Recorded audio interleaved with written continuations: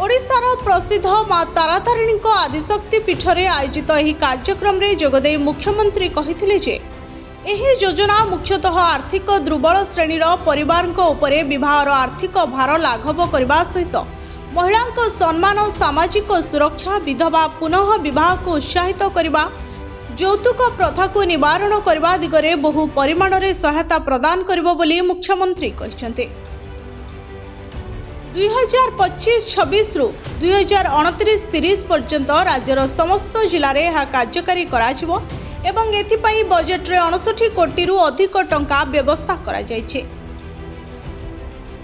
बड़ अट्टालिका किंबा रास्ताघाट किंबा शिल्प केवल विकास नुहे, प्रकृत विकास होइछि राज्यर मां एवं भौणी मानक सुरक्षा, सेमानक पई सुंदर भविष्यत गठन करबा।